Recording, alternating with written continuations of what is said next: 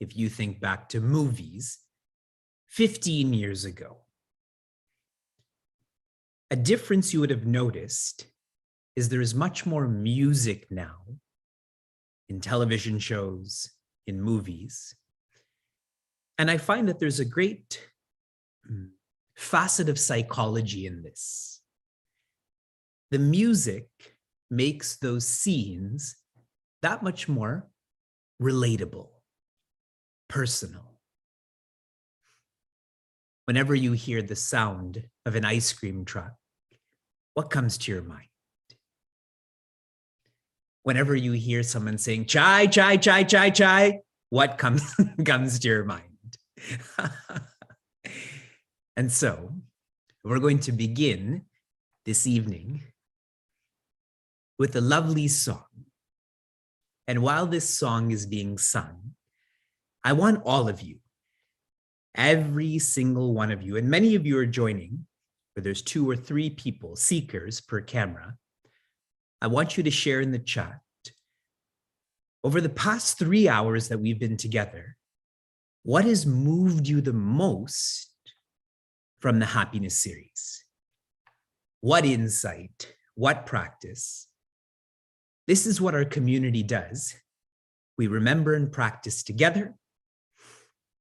So everyone, relax your body, enjoy breathing, and quieten your mind so you can listen to this wonderful song and share wonderful insights. We'll start. I see trees of green, red roses too. I see them bloom for me and you. And I think to myself, what a wonderful world. I see skies of blue and clouds of white, the bright blessed day, the dark sacred night. And I think to myself, what a wonderful world. The colors of the rainbow, so pretty in the sky, are also on the faces of people going by. I see friends shaking hands, saying, how do you do? They're really saying, I love you. I hear babies cry, I watch them grow. They'll learn much more than I'll ever know. And I think to myself, what a wonderful world. Yes, I think to myself, what a wonderful world.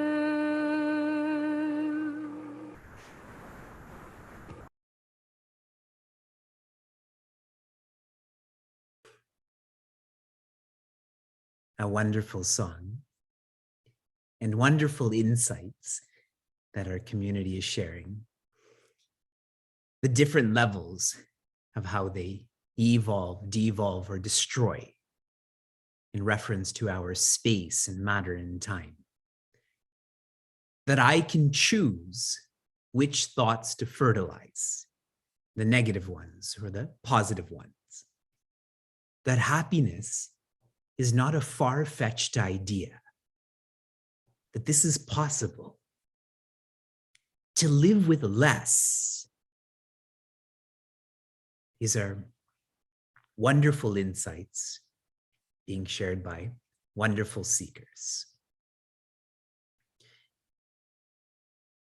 What is the most universal need amongst all beings in creation?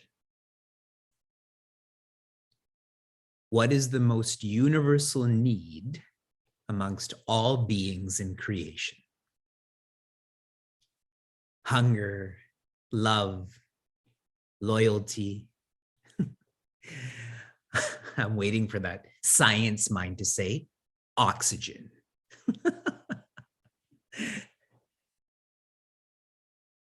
This is not the most universal need.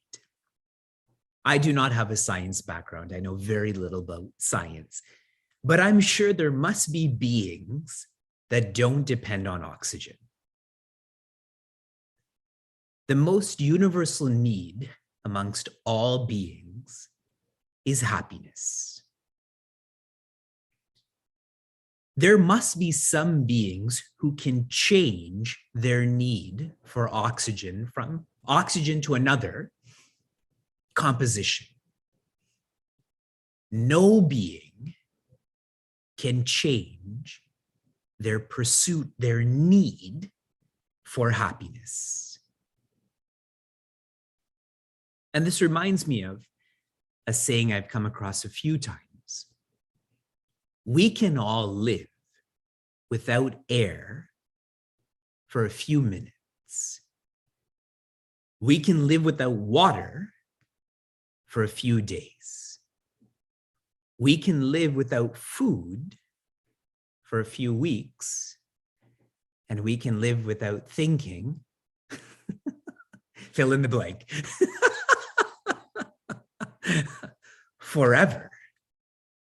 For our entire life. Our workshop, the Happiness Series, is not about thoughts. We're constantly having thoughts. Thoughts about an airplane outside. Thoughts about not having an eraser on your pencil. The Happiness Series is a workshop about thinking. This is deliberate. This is directed. And the Happiness Series 5 is focused on our lifestyle. A lifestyle that has been challenged by the coronavirus over the past 2 years. We began focusing on our lifestyle with satsanga. And we referred to the Ramayana, Binu satsanga, Viveka na hoy. How are we to remember and practice satsanga? This is expressed as inclusivity. And I'm going to share with you a very practical and specific way to remember and practice inclusivity. 1 hour a week, one should remember and practice associating with people. Obviously, such people should be noble. This hour a week can be done in one sitting, or it can be spread out over the week. A suggestion is to be part of a study group, to be part of a live study group where you can see people, where you can feel people. It is important to be part of study groups because every one of us thinks we're right. You all think that right now, correct? And in a study group, we're exposed to different visions and perspectives where we could be wrong. And it is much more manageable and agreeable to accept we're wrong in a study group. 1 hour a week, associate with people's ideas. Again, noble people's ideas. A suggestion for everyone is to read an inspiring book. To treat this as a sacred experience. You can all see my background right now. There's some lovely handmade art that is all divine in orientation, and there's books there. All of those books were given to me by my master's hands.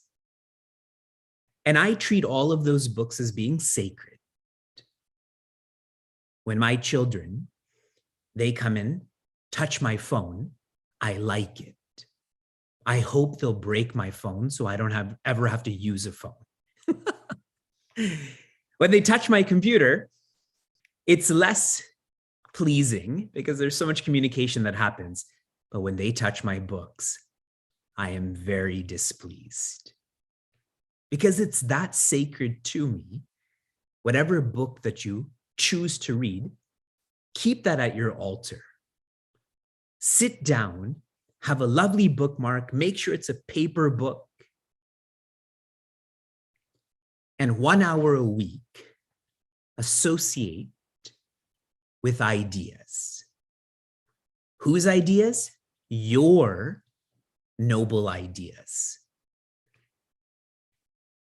And a great way to, a suggestion for all of you to really bring this to life is to try to visualize that your mind is a post office. If you think of a legitimate post office, everything that comes into that post office is known. And everything that leaves that post office is known too. It's stamped, it's tracked, it's sorted. Do you all agree?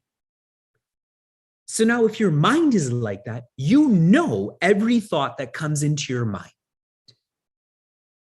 And if there's negative thoughts, what do? You dispose of them. And if there's positive thoughts, what do? You keep them. An hour a week, associate with noble ideas. Day 2 of the happiness series, we tried to be more authentic and more deep to shift from inclusivity to integrity, from satsanga to sattva. And our reference was from the Mahabharata, Bhagavad Gita, urdhvam gacchanti sattvastaha. How can we remember and practice integrity in reference to our space? Our space can be oriented towards a forest or a city or money. One integrates, one disintegrates, one destroys. Some may be thinking, what does it mean to live in money? The space that we all live in the most is our own heads, our own minds. And those who are constantly thinking about how much money they have or don't have, where are they living? In money. And that is destructive. 1 hour a week, one should practice feeling more natural. And the most overt way to do this is to walk. Walk in nature. When we are in nature, we never feel judged and we never judge. It is a most uplifting experience. For those who have a Peloton, they now have guided scenic routes. And I was comparing the views on these. For a typical class, there may be 50,000 or 100,000 views. I recently did a ride in Oahu.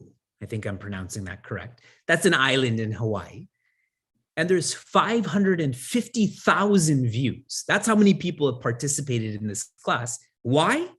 Because nature is that uplifting. So do this every day, do this every week. In reference to matter.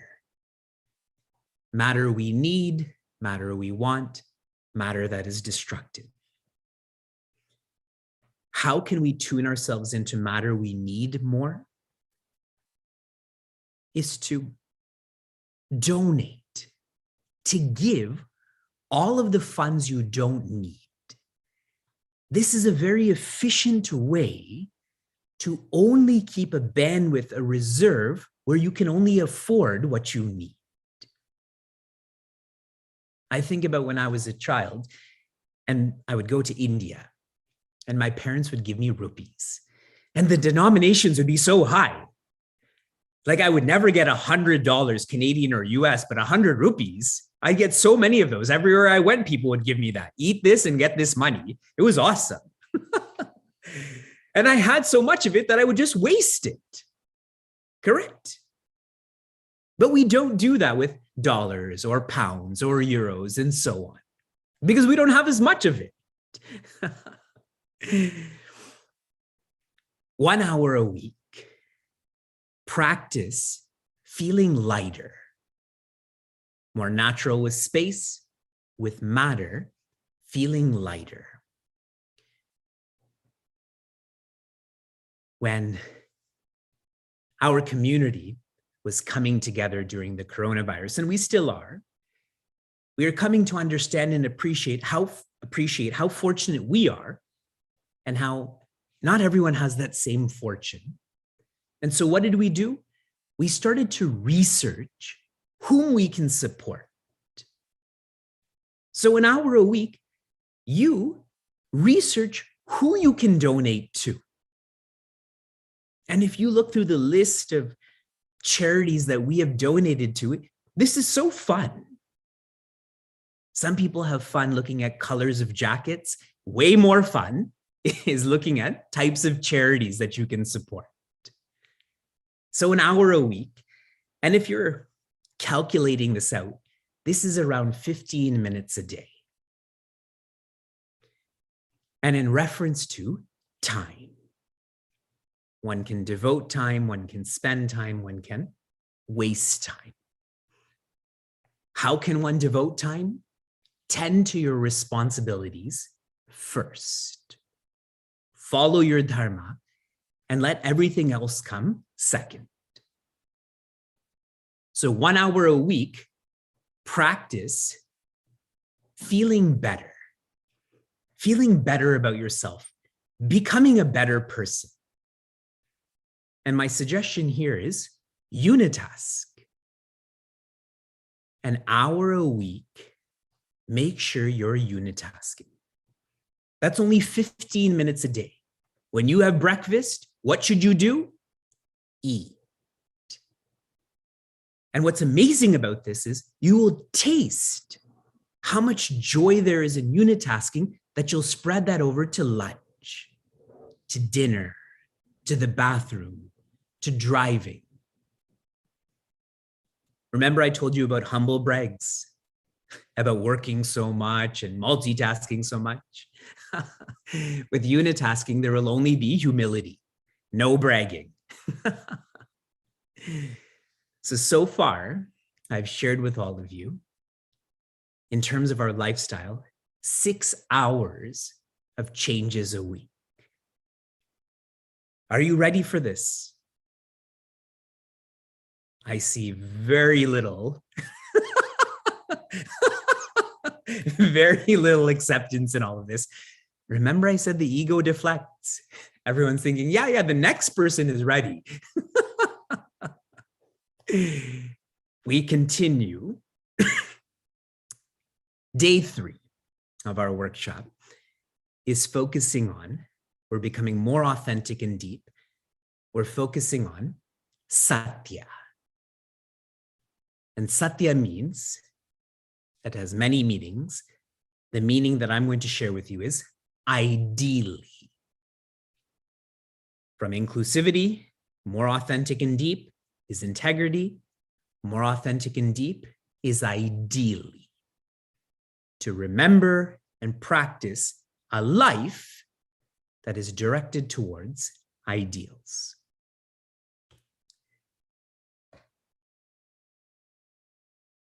Our children, Vyasa and Shurka, they're 4.5 and 2.5. They play this game, and I've shared this with you many times, called Dizzy Dizzy Dinosaur. Do any of you play this? Do any of you know about this game? I never grew up playing Dizzy Dizzy Dinosaur. What kind of education are they getting? So they play Dizzy Dizzy Dinosaur. And my concern is that they're going to get so dizzy that they're going to fall and hit the couch or hit the floor. So that's dangerous. So whenever they're playing and I see that they're losing their balance, I always encourage them to look at the fridge or look at the door or look at the table, because that's not spinning. That's stable, and that will help them to regain their balance. I'm sharing this with all of us because the present is spinning faster than ever. Do you recognize that today is December 1st? 30 days from now, there will be a new year. Less than 2 weeks from now, we will complete meaningful mornings, and on and on and on. The present is spinning faster than ever, which is why we have to keep referencing the past to stay oriented. And thus far, I've shared with you about the Ramayana and the Mahabharata. In Sanskrit, culturally, they're known as itihasas, which means they're historical. They're also known as Puranas, which I've described to you as philosophical. The etymology of the word Purana is Pura Eva Nava. Pura means ancient. Eva means yet or also. Nava means fresh or applicable. The Ramayana, the Mahabharata are thousands of years old, yet are very much relatable and practicable in the present. Keeping this in mind, we're coming back to the Ramayana. And the reference from the Ramayana now is in chapter 6, verse 80. 680. And Sri Rama is sharing with Sri Vibhishana. And Sri Vibhishana right now is feeling a lot of fear. And he says, Satya, Shila, Drida, Dwaja, Pataka. Satya, Shila, Drida, Dwaja, Pataka, which in English means Satya, truth. Shila, and I have lots of interpretations of what the word Shila means, but in language, it means character. The one with good character, good etiquette, and so on. Dwaja means main flag, and pataka means minor flag. But what this should mean to us is vision and mission. That truth is one's vision and character is one's mission. The relationship between vision and mission, vision is macro and mission is micro. How do you achieve? How do you live? How do you follow that vision? Before I elaborate on Satya, there are a lot of new seekers who are joining us. I asked you about this yesterday. I'm checking in with all of you again. Yesterday, I asked you what you feel is your home. Right now, I'm asking you, where are you? What city are you communing from right now? And as this is being shared in the chat, you will see how diverse the group, our community is. Berkeley, Oakville, Johns Creek. I don't know why people say Chicagoland. You should put land beside everything. Houston land, Niagara land. It's like when Americans come to Canada and they go back to America and someone asks, where did you go? They say Canada. There's 5 time zones in Canada. There's 5,000 kilometers. Where in Canada do you go? When Canadians go to America and they come back and a Canadian will ask, where did you go? They'll say Albany, Dayton. They're very specific. Chicagoland. What's Chicagoland? Illinois, the Midwest. We started with inclusivity. Inclusivity is how we live. If you think about your typical day, your typical week, we're living so instinctively. But through this workshop, we come to analyze how we're living. That is very much towards our body. More authentic and deep than inclusivity is integrity. Integrity relates to where we live. And I've already shared with everyone, where do we live? We live in our heads. If you are cranky right now, everything I'm sharing is confusing you. If you are cheerful right now, even though I am confusing you, you feel complete clarity. So where do we live? We live in our heads. Integrity relates to the mind. Are you all seeing how this framework is developing? Then naturally, what is today going to be about? Ideally. Ideally is not how we live or where we live. It is why we live. Why you wake up. Why you forgive. And this relates to the intellect.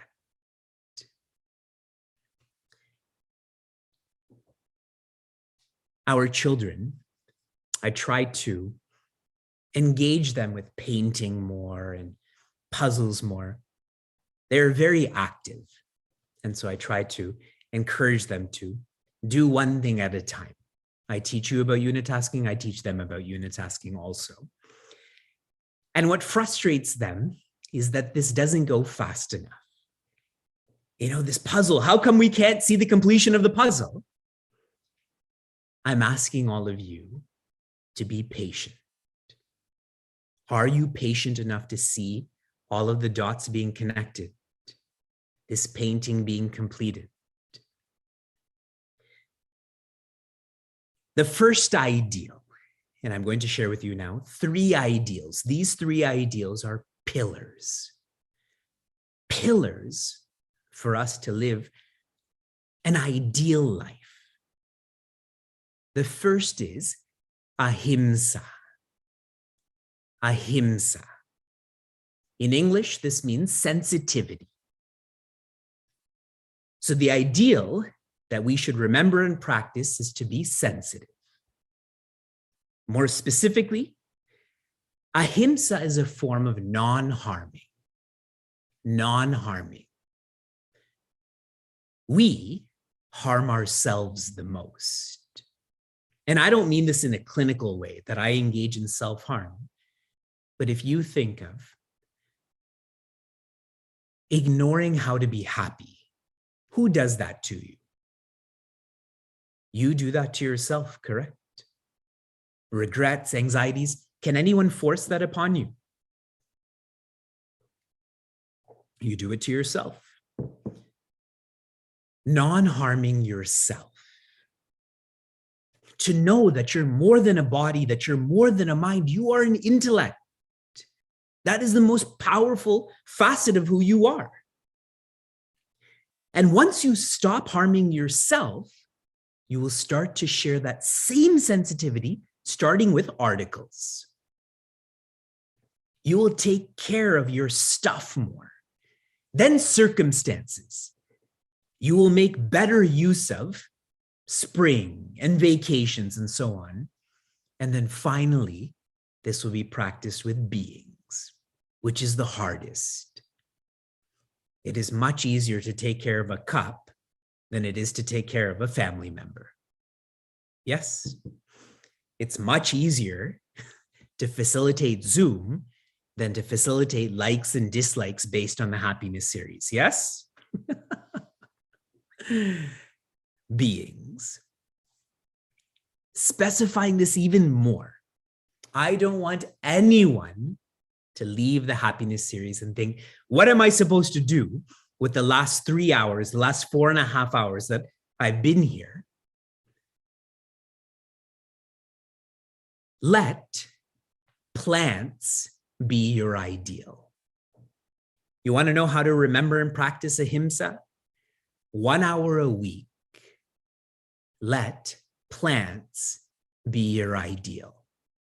I am saying plants. In case you're thinking there's a Wi-Fi disconnect right now, I am saying plants. Plants like green stuff.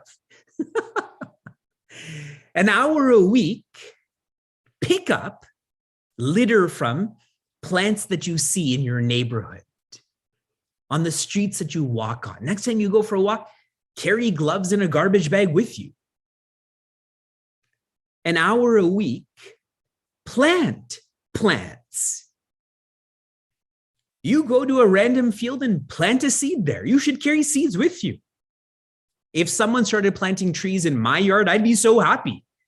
I'd say, come back tomorrow, do more. 1 hour a week, let plants be your ideal. And I've given you such very straightforward suggestions on how to do this. The next ideal is Brahmacharya.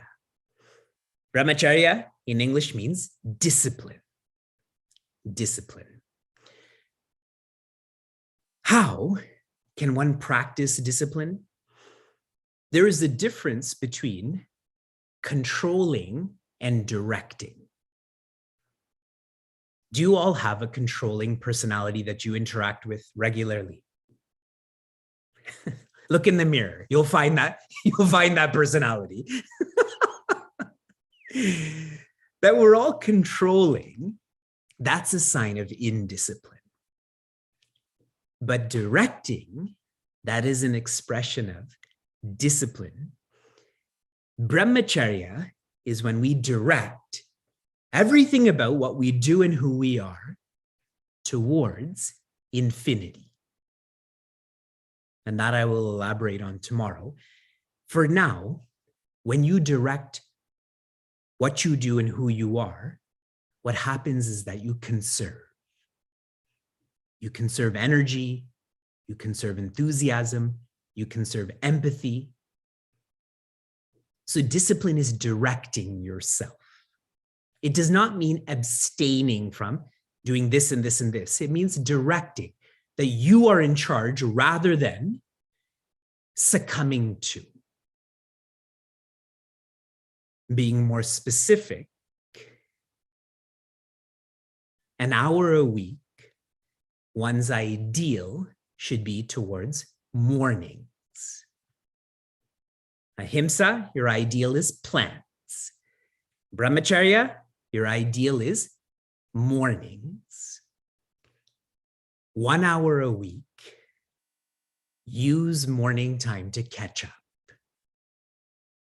Catch up with cleaning something, catch up with writing something, catch up with yourself. You can do this 1 hour a week, where Thursdays you wake up 1 hour earlier. My suggestion is you spread this out over a week, where every day you're waking 15 minutes up, or waking up 15 minutes earlier. If you regularly wake up at 6 o'clock, you now wake up at 5:45, and you use that time to catch up with yourself, to catch up with what you're doing. And now the third ideal is Satya. Ahimsa, Brahmacharya, Satya. Satya means truth, truth. And whenever we think of truth, we think of this in such an absolute way that divinity is the truth, or we think of it in such a relative way that truth is only verbal. I'm telling the truth or I'm not telling the truth. I read a book for myself, really. It's called Telling the Truth. And in this book, there's various scenarios like cookies are missing from the cookie jar. And then there's 3 scenarios. Did the aliens eat it? Did the T-Rex eat it? Or did I eat it? And then the message is, tell the truth. It's the best thing to do. See how we make truth so childish, even though that's pretty deep. But we make this very childish. What truth is living up to your ideals. Verbal can be validated by another, but living up to your own ideals, who knows about that? Only you do. And that's why I keep emphasizing each day of this workshop is becoming more authentic, more deep. For those who are remembering and practicing truth, what do you do less of? Complain less. What do you do less of? Blame less. What do you do less of? Annotate less, which means excuse yourself less. Being more specific. Everyone's still staring at me. So Satya, truth, live up to an ideal, no complaining, no blaming, no annotating. Just tell us what to do. 1 hour a week. Let your ideal be guides. Guides. Plants, mornings, guides. Should I tell you about another framework that I've just created for you? What are plants? Articles. What are mornings? Circumstances. What are guides? Beings. What do you call it when there's too many frameworks? The happiness series is too many frameworks, too many layers. It's like a 5D puzzle that's being created right now. See, it's the end of the year for many people in terms of their jobs. So what are you going through? Performance reviews, correct? Your supervisors, your subordinates. An hour a week, you should visualize that you're interacting with your guide and that your guide is reviewing your performance in reference to you living up to your ideal. Awesome, no? Are you ready to be that open and that respectful to feel that you're going through this performance review? So now tell me, how many hours of change is happening in our lifestyle? My master, Swami Tejramananda, has shared, it is only through daily transformation that we experience life transformation. Think about how practical that is. If you change every day, doesn't that mean that you've changed your life? And through the 9-facet framework that I've shared thus far, this is 9 hours out of 168 hours a week that we all have.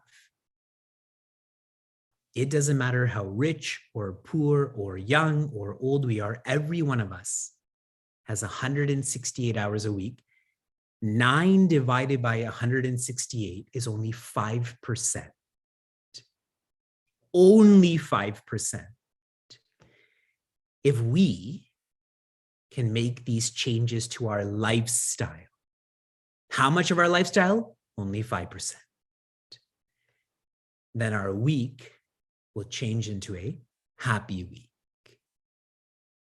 And if every week is a happy week, it becomes a happy year. And if every year becomes a happy year, it becomes a happy decade. And if every decade becomes a happy decade, shall I continue?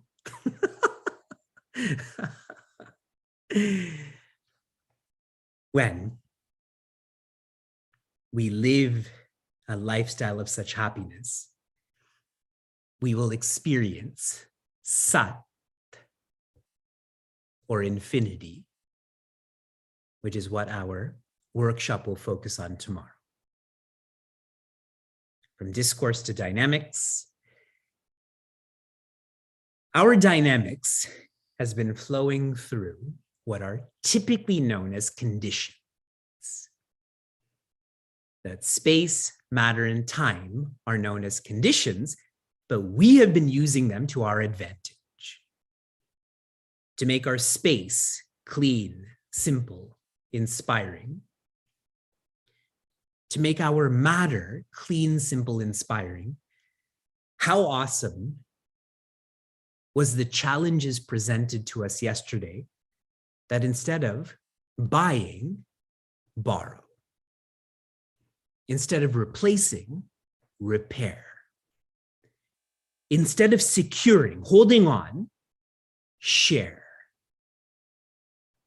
Those were lovely challenges that will help us and help all. We now shift to the third condition, which is time. And the seeker that is going to lead us through this dynamics, her name is Pooja. I've known Pooja for a long time. I've known Pooja even before I was trained to become a Vedanta teacher. And she has a degree in finance. She has a degree in sociology, and you'll see that as she shares with all of you. And Pooja is also one of our crew members for our wellness mentorship program. This is how much faith I have in Pooja.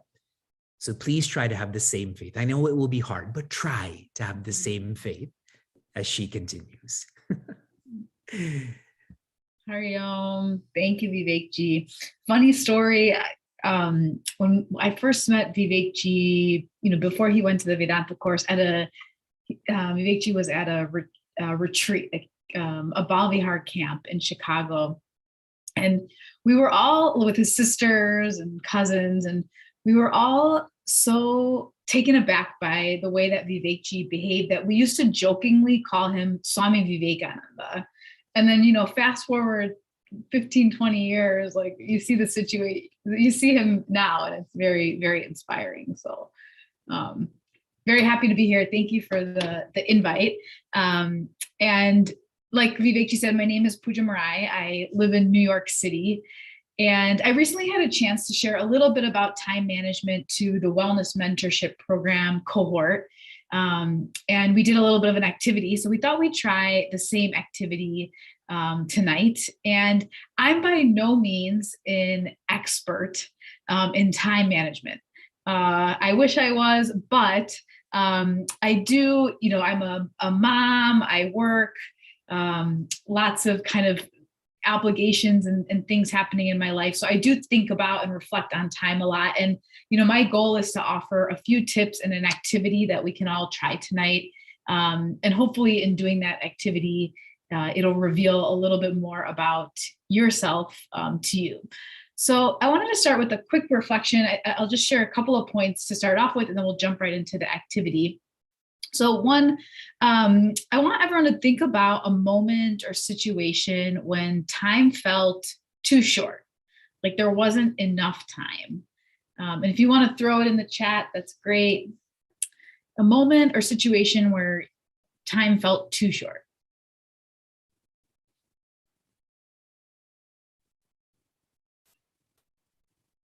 Time with Guruji, visit to India every day, kids growing up, exams. Yeah, being a part in an exam, enjoying something, meaningful mornings, good plug, vacation, free time, a lot of these kind of leisurely moments, grading exams, whenever I feel happy.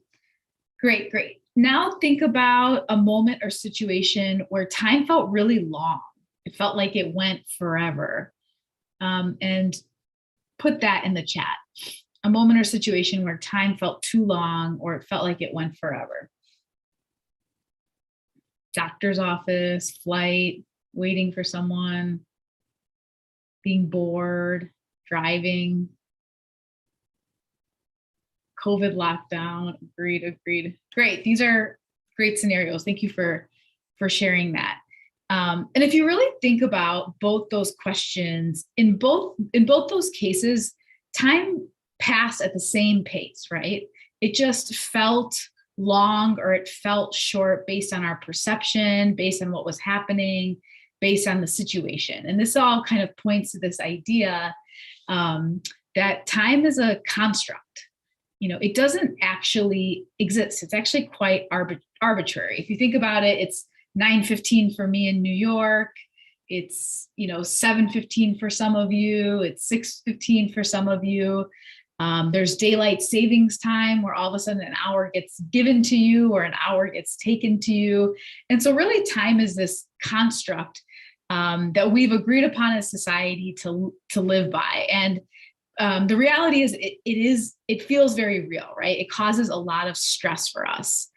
We deal with the stressors of time all the time, right? Like I'm late, or my kids are waking up too early, or they're staying up too late, or I don't have enough time to get something done, et cetera, et cetera. So despite time being a construct, we have to live by it and abide by it so that we can make it work for us. And that's really why it's so important to manage our time. It's a construct, but it's also a very real entity in our lives. And so it's so important to gain control and an understanding as much as possible of time, of your time as much as possible, so that we can make it work for us and we can engage in so many of the activities and satsang and higher thinking that Vivekji has been describing to us over the past couple of days. And so I'm going to share a couple of tips, a couple of time management tips, and then we'll jump into an activity quite quickly. So a lot of these tips might feel intuitive, but my hope is maybe, some folks will be in the headspace today to try to maybe implement or accept it or try it. And also I'm just thinking, Vivekji suggested, he brought up different ideas for us, to think about how to use 9 hours of our week differently. And so you might be thinking, hey, where am I going to find 9 hours? And so hopefully these are some ways to start to find 9 hours in your week. So I'm going to share 5 quick tips. So one, set a higher goal. And so without a goal, it's really hard to know what to use your time in service of. It's really hard to manage your time because we don't really know what we're managing it for. And so Vivekji's really emphasized this today and over the course of the happiness series. I know I find for myself, sometimes I get my whole day down. I got my evening routine down pat. Dinner is done by 7. My kid is asleep by 8. I have 2 hours of quote unquote free time to myself at night. But I find that without any sort of goal or purpose or something meaningful to focus on, I easily sort of veg or waste that time, or I'm not happy with the way that I spend that time. So it's so important to really have that higher goal to strive towards. So that's the first tip. The second tip is to be present. I was revisiting this book. I'm sure many of you have it in your library, The Power of Now by Eckhart Tolle. And he speaks on this topic of being present really prolifically. And he talks about when we're in the present moment, only now can exist. There's no later, there's no tonight, there's no in 30 minutes, there's only the present moment. And I'll read one quote from the book where he talks a little bit about time. So he says, time isn't precious at all because it is an illusion. What you perceive as precious is not time, but the one point that is out of time, the now, that is precious indeed. The more you are focused on time, past and future, the more you miss the now, the most precious thing there is. Why is it the most precious thing? Firstly, because it is the only thing. It is all there is. The eternal present is the space within which your whole life unfolds, the one factor that remains constant. Life is now. There was never a time when your life was not now, nor will there ever be. Secondly, now is the only point that can take you beyond the limited confines of the mind. It is your only point of access onto the timeless and formless realm of being. So a really, really beautiful kind of explanation of just the importance of now and how that can really change your mindset of time, reduce a lot of the stress, and create that time that you're looking for. The third tip is very practical, ditching social media occasionally. So this is something I've been trying to reduce the scrolling, even if it's limiting the amount of social media time. Maybe you've tried cleanses, but I really rely heavily on, adding app limits on my phone to reduce the amount of social media time. And I find that definitely creates more time for me to engage in the activities that I want to.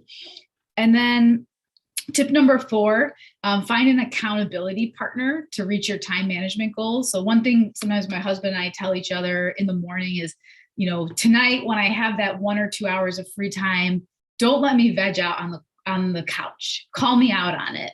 And I find that to be really helpful, because I feel a little bit of social pressure to, be productive in some way, or engage in an activity that I know I'll feel good about. But just that little bit of pressure, and someone saying to me, hey, you told me you didn't want to veg out today.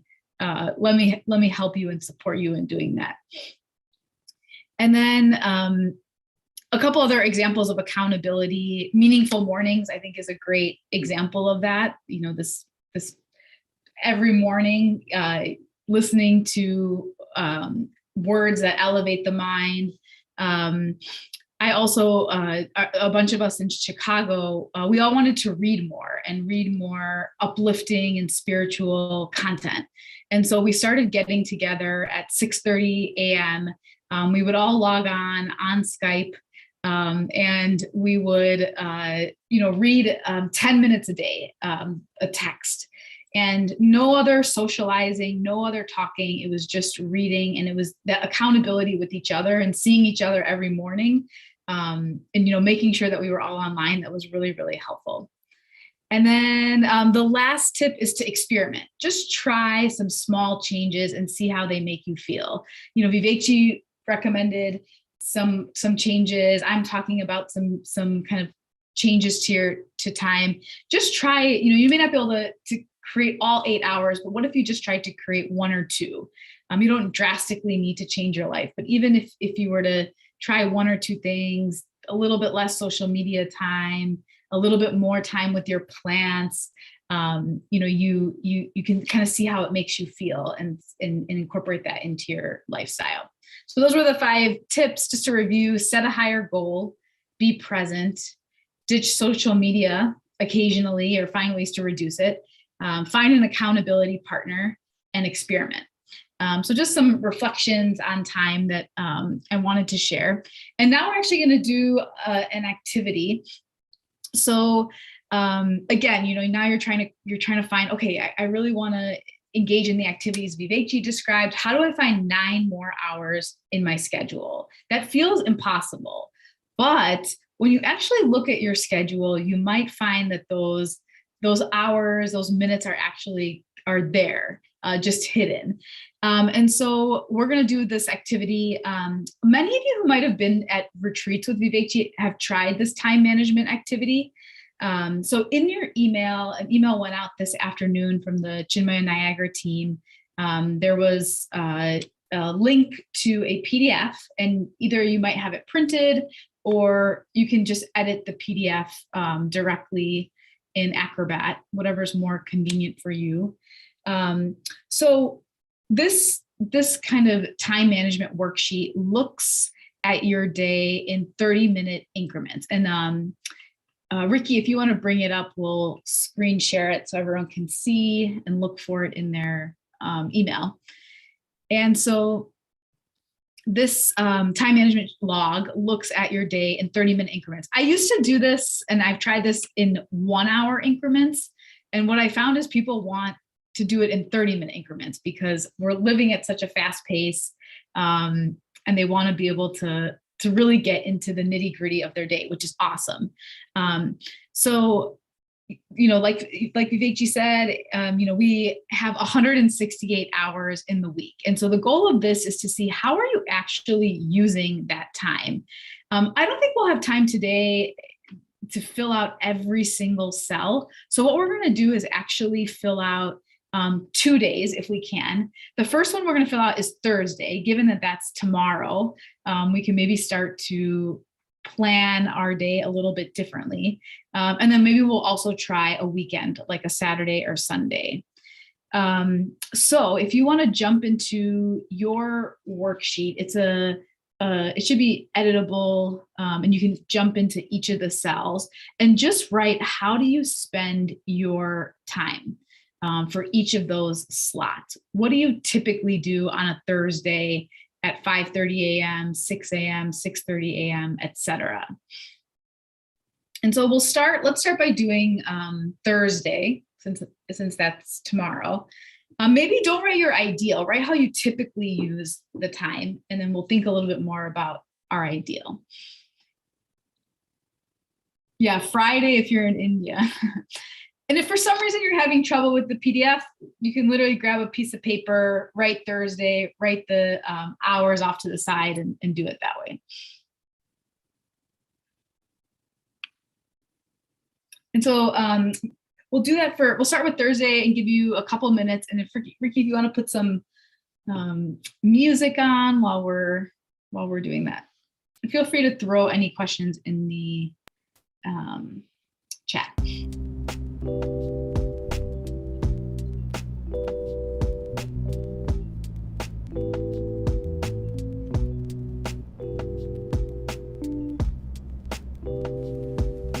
Where the worker never understands tiredness.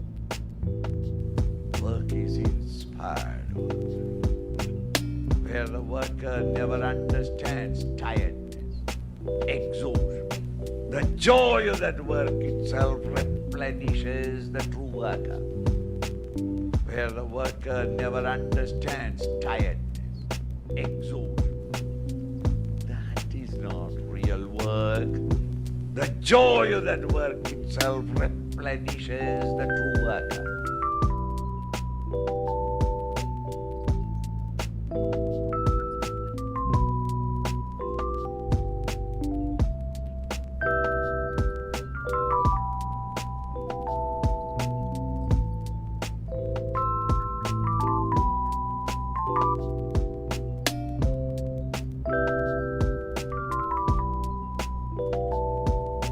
Work in the world outside.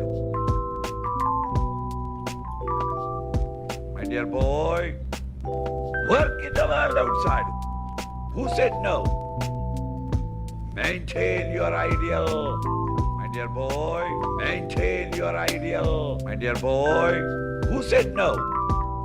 Work in the world outside. Maintain your ideal. Who said no?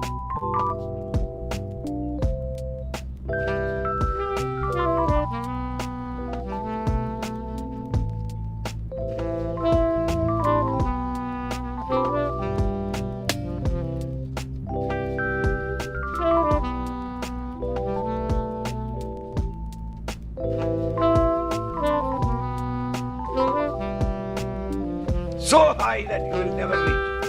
Because reaching the goal is not the goal. Striving to reach it, that is the moment when you grow. Where the worker never understands tiredness.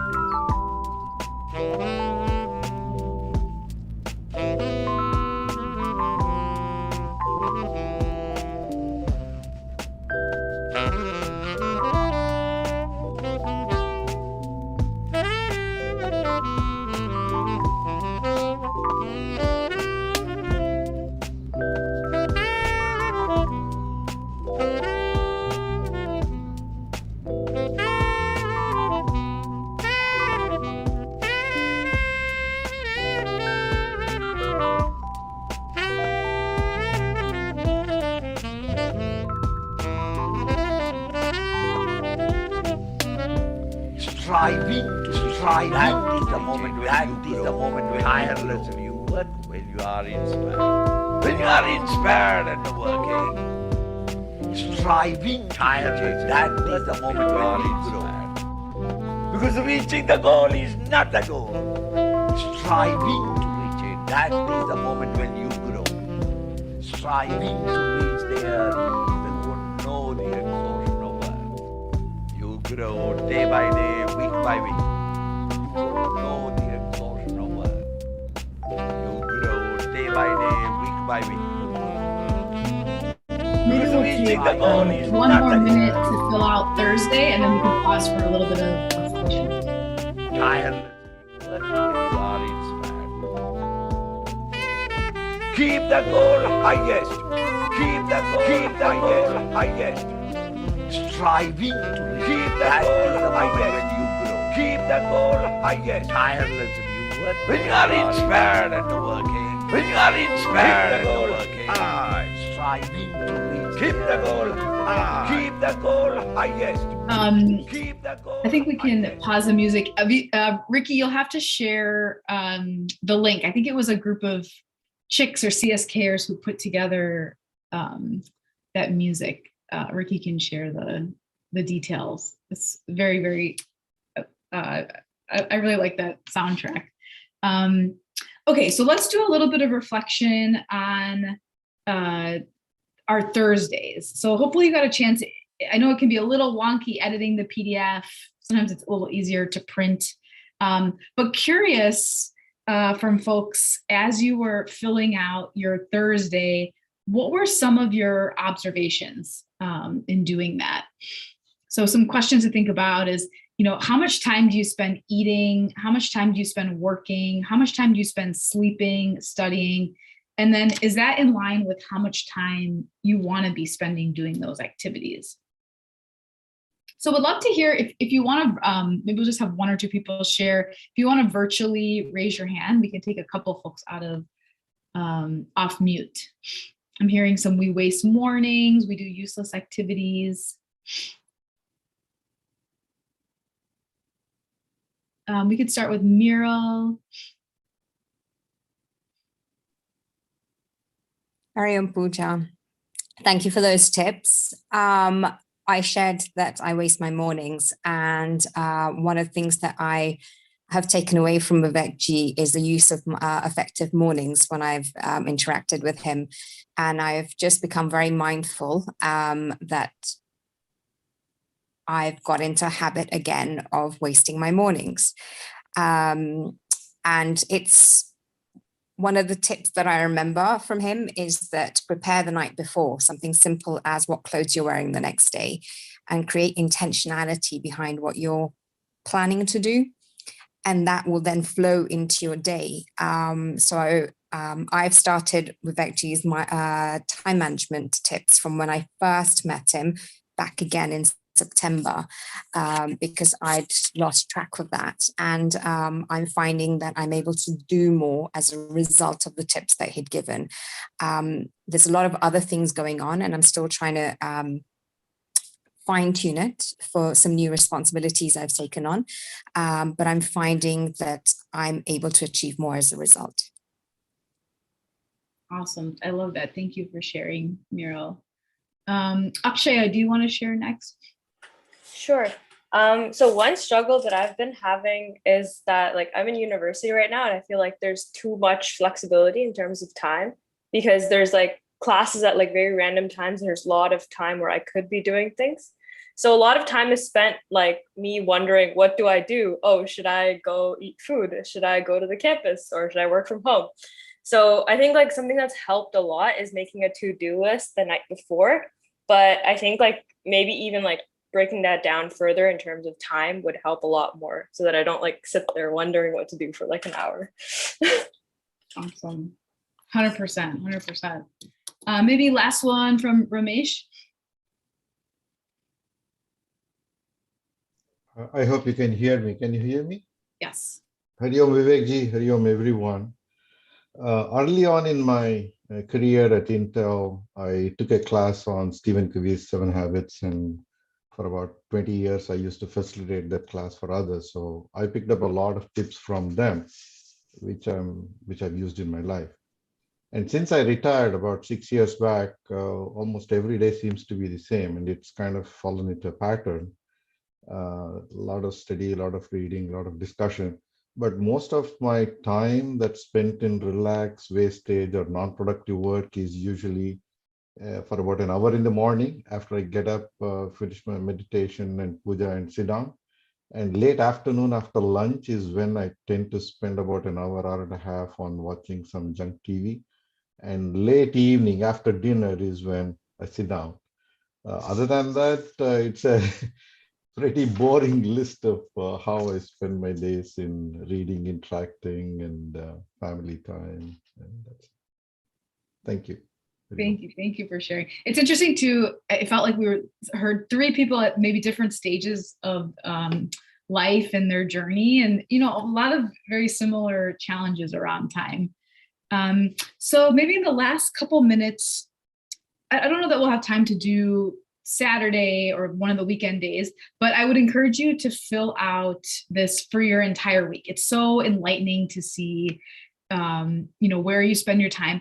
And maybe the last activity I'll have you do is look at your Thursday and find, mark or just note what are 2 spots where you feel like you want to use your time a little bit differently on Thursday. So tomorrow, what are kind of two or 3 slots where you want to use your time differently? And maybe throw that in the chat so folks can see if you feel comfortable sharing.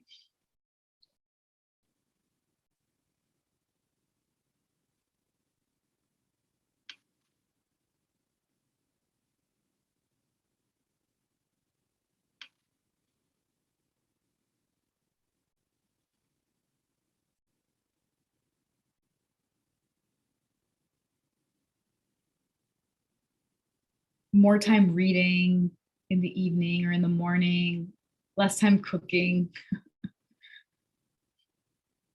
more efficiency at night. Seems like that's a common theme. Time in nature.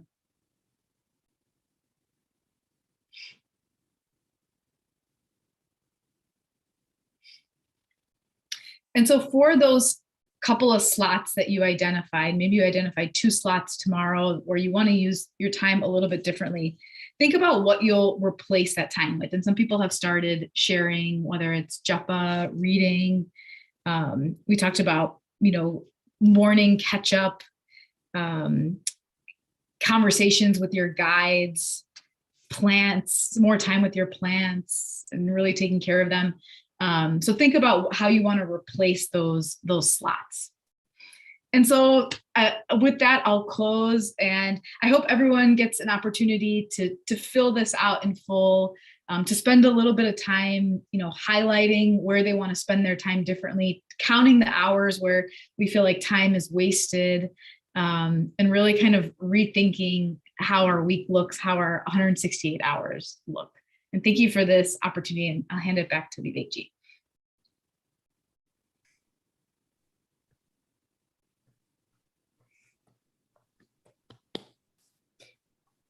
If puja is able to save you 1 hour a week, let's say hypothetically, she saves you 1 hour a week, so that's 50 hours a year.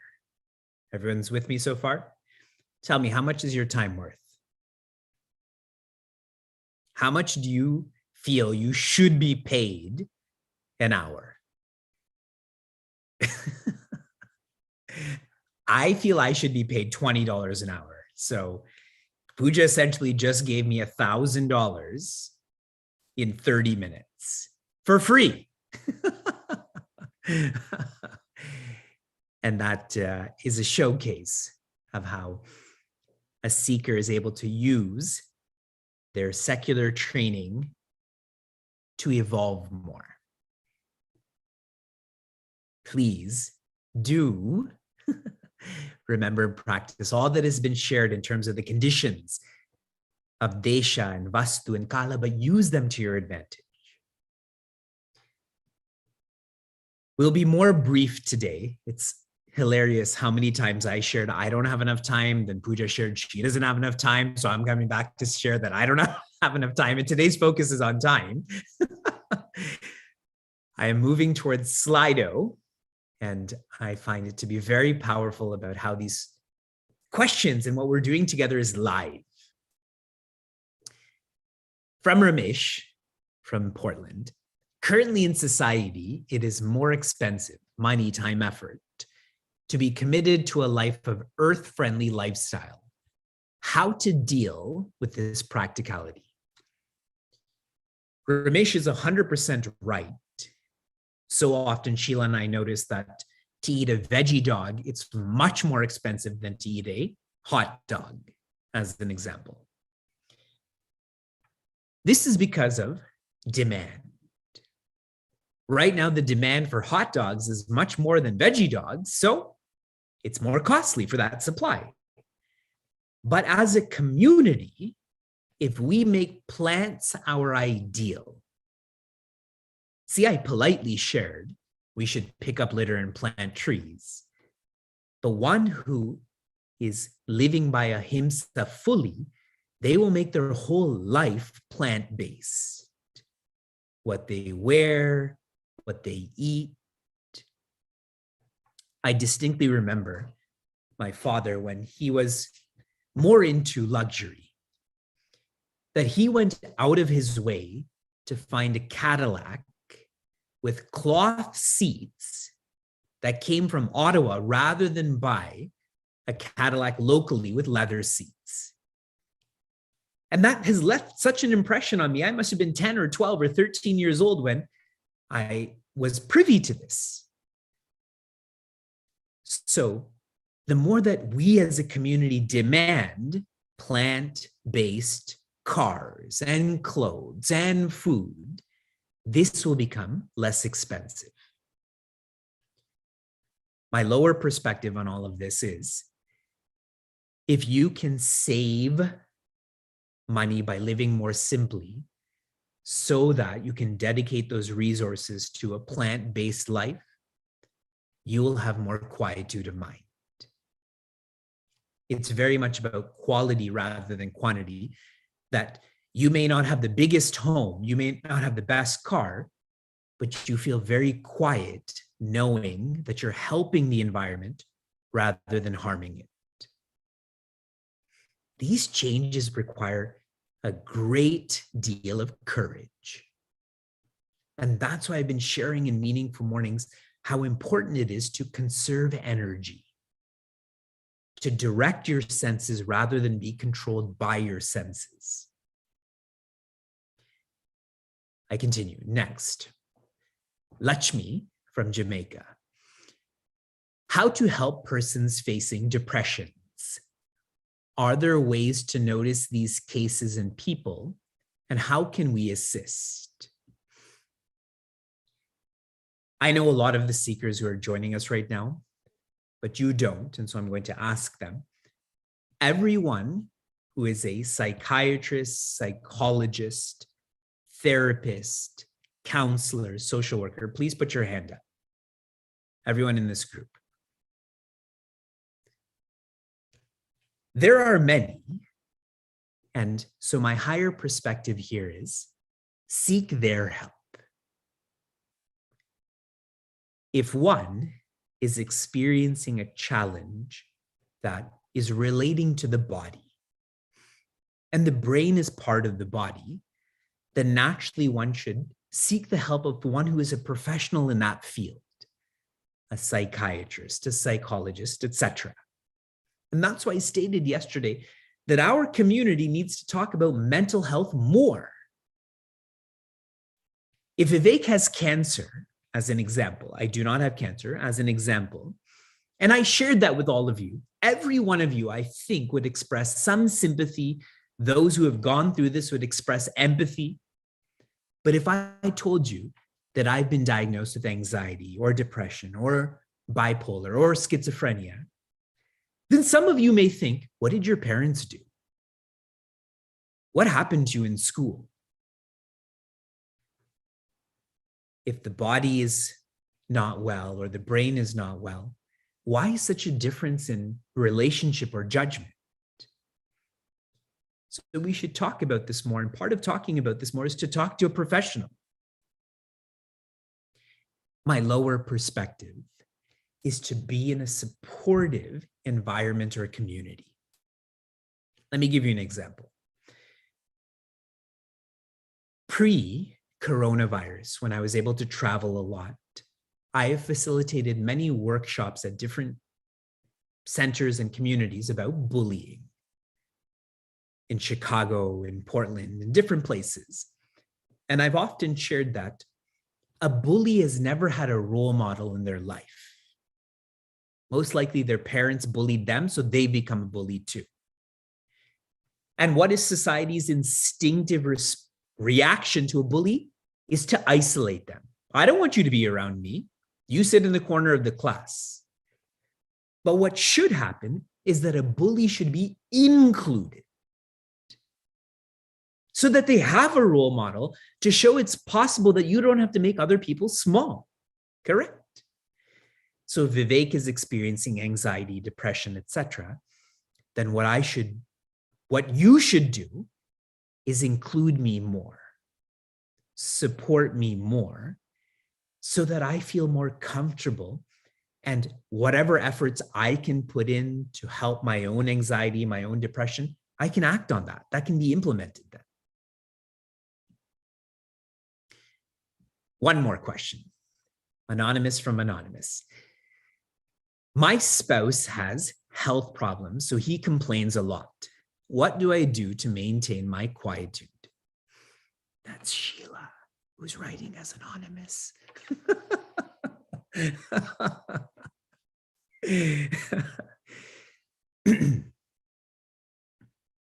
All of our bodies, I'm going to presume this health problem is physical. I'm going to presume.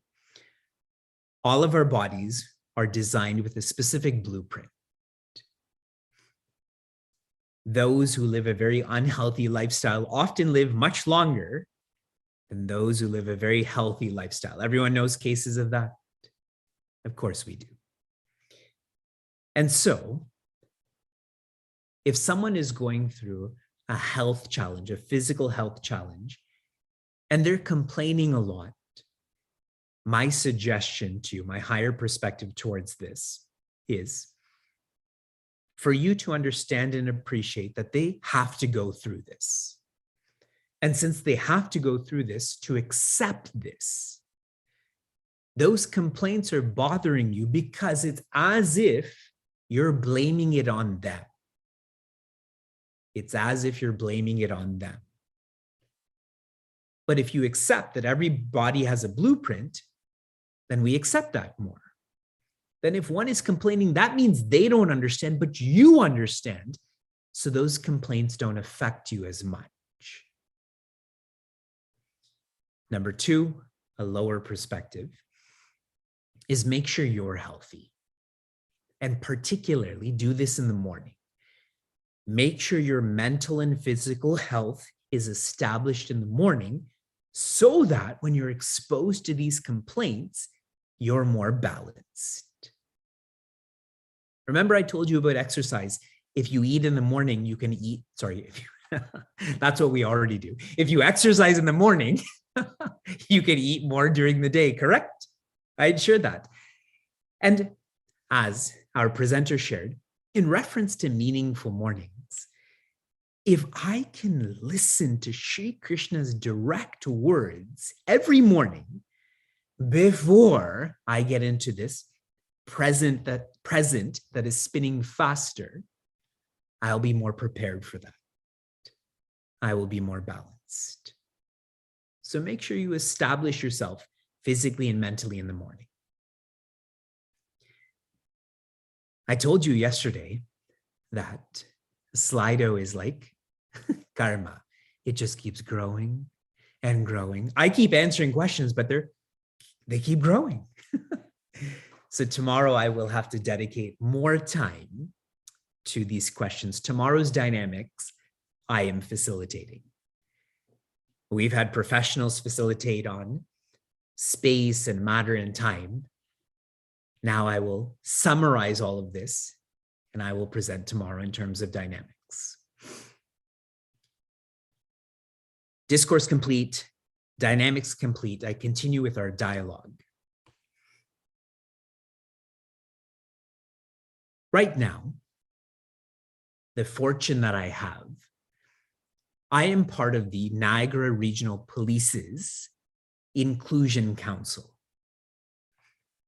I'm an advisor for an organization called United Consciousness that is trying to work with the United Nations to make self-development mandatory in every school, in every workplace.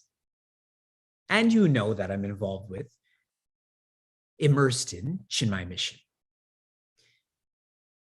Historically, I have supported the Chinmaya Mission centers in Niagara, which I'm presently doing also, and in Pittsburgh. I've started Chinmaya Mission communities in London and in Cleveland. London I did for almost a decade, and Cleveland I'm continuing to do so. I've also started and supported the Chinmaya Mission community in Albany, but I'm having to step back from that because starting in 2022, I am enrolled in a chaplaincy program. I'm training to become a chaplain so that I can serve in a more diverse way. In my history of serving Chinmaya Mission, particularly from January of 2008 and now January of 2022 is coming up. So 14 years I'm about to complete. I've been fortunate to see Chinmaya Mission Niagara become debt-free. We have a center called Chinmaya Dhara, and we have experienced being debt-free. I've also been part of Chinmaya Mission Pittsburgh's fortune of being debt-free. We had one center that is Chinmaya Sanjeevani, and now another one is being built. Today, I am sharing with all of you that we are most bhagya, which means fortunate. Why are we fortunate? And I'm not talking about fortune. I have no idea about your finances, but we are fortunate because we get to think about happiness, not about oxygen, but about happiness. And whenever we are aware of our bhagya, the feeling that we have is dakshina. Dakshina means gratitude. Do you all feel grateful right now? And don't force say yes. If you don't, then do nothing. But if you do feel this dakshina, then the way to express this is as dana. So many times, our younger son, Shuka particularly, he was physically not well for almost 20 days. And now he's been well for the last, let's say, 5 days. And he regularly says, Appa, I'm so happy. And that makes me mad because he should be saying, Pitashri, I'm so happy. But you see, my point is that he, at 2.5 years old, knows how fortunate he is. And he's grateful for that. And so he's expressing it in the way that a 2.5-year-old can. And so if you can resonate, if you can relate to what I'm sharing, please express. I'm giving you this opportunity to express your dakshina as dana, which means generosity. And this generosity I would like for you to direct towards Chinmaya Mission London. I shared with all of you that I have been fortunate to see Niagara become debt-free, even though we have a property, Pittsburgh to become debt-free, even though we have a property. Now our London center also has a property. It's called Chinmaya Hanuman. What an awesome name for a center, Chinmaya Hanuman.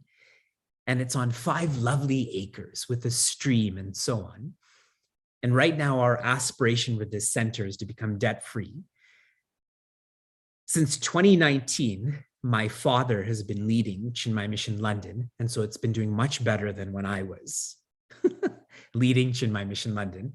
And this is proof of this is everyone who's joining from Chinmaya Mission London, please write your name in the chat right now, and you will see lots of names. The debt that Chinmaya Mission London had on November 1st was 150,000. The debt that Chinmaya Mission London has right now on December 1st is 40,000. That they've already been able to raise so much. And I shared that I would like to contribute in my own way too. So any of you who would like to avail of this opportunity, please offer your dana to Chinmaya Mission London. That has been shared in the chat. I think you're getting emails every day. Is this correct? Our team does so many things that I don't know about. You get emails that I don't know about. So this will be shared with you in the chat too. And I am winking at all the Americans right now. If you donate to Chinmaya Mission London, it's in Canadian dollars. Okay? So this gives you reasons to donate more. I continue to our announcements and then debriefing on our RAD.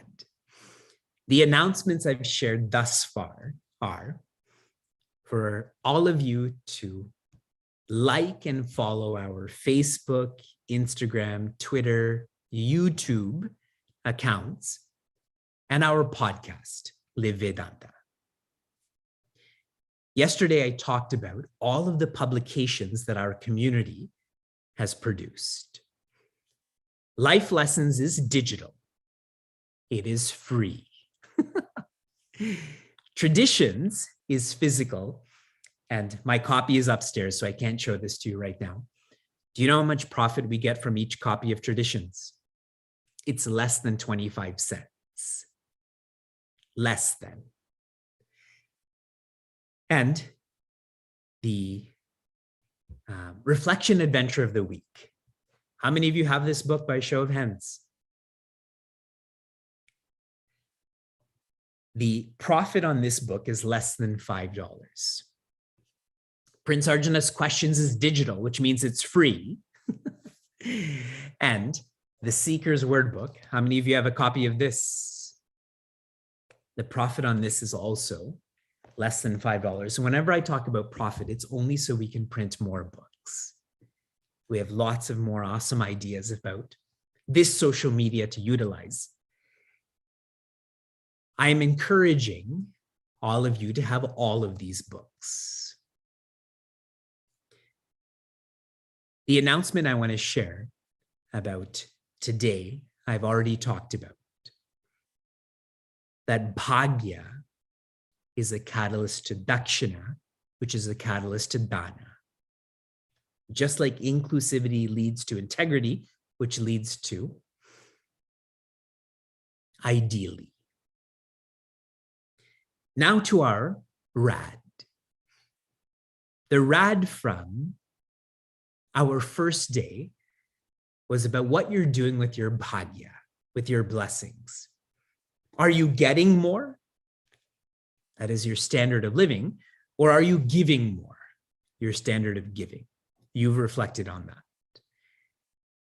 Your next RAD, your reflection adventure of the day, was to read the featured posts on Chinmaya Mission Niagara's websites. How many of you did this?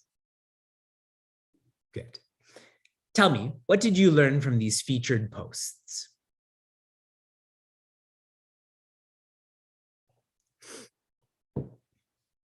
As you're sharing, here is my observation.